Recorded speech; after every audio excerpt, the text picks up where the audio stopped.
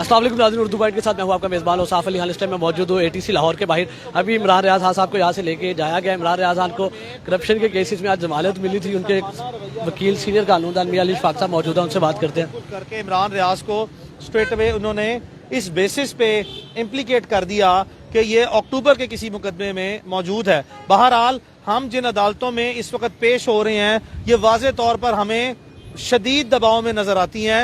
अदालतें आज़ादाना तौर पर पूरी ईमानदारी से बतौर वकील रेगुलर प्रैक्टिशनर ऑफ लॉ बता रहा हूँ कि हमें अदालतें आज़ादाना तौर पर अपना काम करती नहीं नजर आती।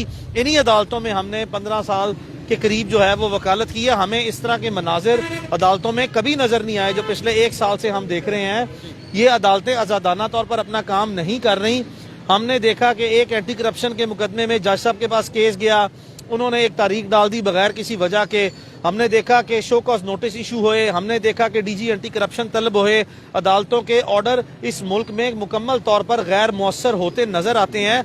अदालतों को अपना वजूद, अपनी आज़ादाना शनाख्त और आज़ादाना किरदार को जिंदा रखना है। इस मुल्क में मैं बार बार कहता हूँ कि अदालतों पर लोग अपना अवामी एतमाद तकरीबन खो चुके हैं। अदालतों के अंदर बैठे जजेस को पूरी ईमानदारी, पूरी काबिलियत और सबसे बढ़कर खास तौर पर दलेराना तौर पर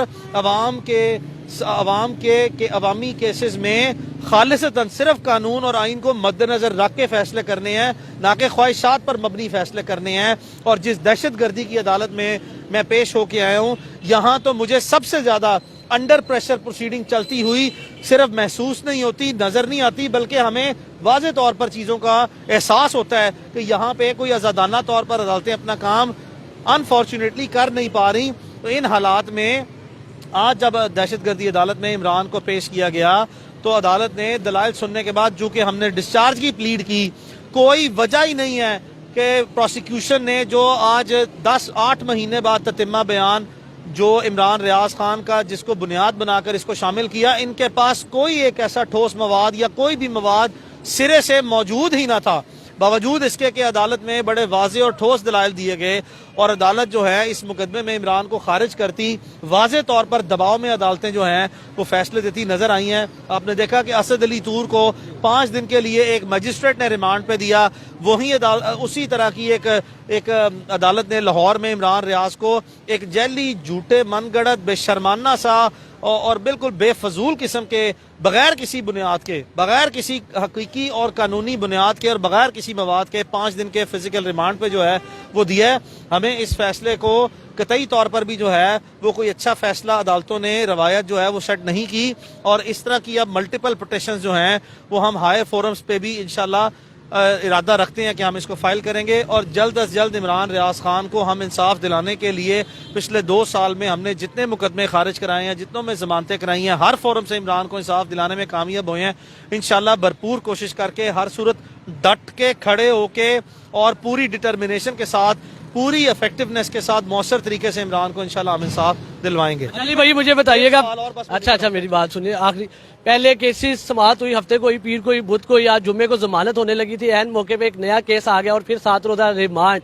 अब आगे फिर इस पे आप जमानत करवाएंगे, फिर एक और आ जाएगा, क्या करेंगे? ये बेशर्माना किस्म के रवैये हैं हमारी लॉ इन्फोर्समेंट एजेंसीज के। ये बिल्कुल सरकारी मुलाजिम नहीं है, ये अब गुलामी की एक जो है ना वो शक्लो सूरत इख्तियार कर रहे हैं।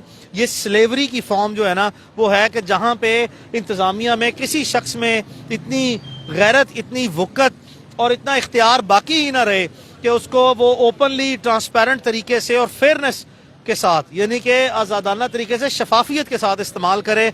ये पंजाब पुलिस या एंटी करप्शन के FIA के अफसरान जो हैं मुसलसल पे दर पे किसी थर्ड पार्टी एजेंसी के हाथ में उनका टूल बने हुए हैं। मैं कैटेगोरिकली ये कह रहा हूं कि ये उनके टूल के तौर पर इस्तेमाल हो रहे हैं।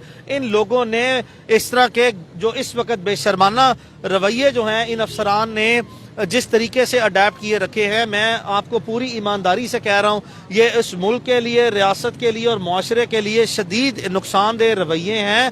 इनकी जो इंडिपेंडेंस है इन इदारों की वो बिल्कुल खत्म हो चुकी है। आप रिहा कैसे करवाएंगे अगर ऐसी मामला चलते रहे तो? देखो, हम हर सूरत हमेशा से इमरान रियाज के लिए कानूनी फोरम पर पेशा वराना तरीके से लड़ते रहे हैं।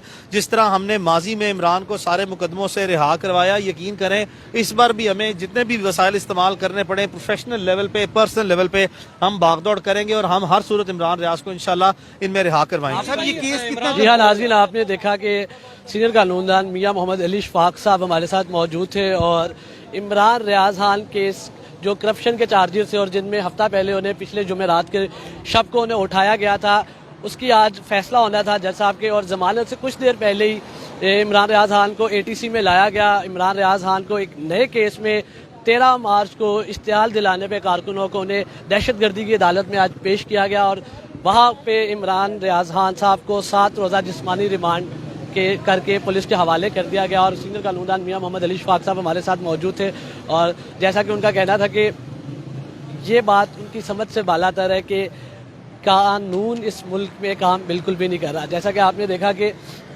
इमरान रियाज खान केस की आज समाअत थी और उस समाअत से फैसले से कुछ देर पहले ही इमरान रियाज खान को ATC में लाया गया और ये सारा मामला पेश आया। उनके वकील सीनियर कानूनदान मियां मोहम्मद अली शफाक की आपने जुबानी सुना। इसी के साथ अपने मेज़बान और साफ अली खान को anti terrorism court Shadman Lahore से दीजिए इजाज़त। अल्लाह निगहबान।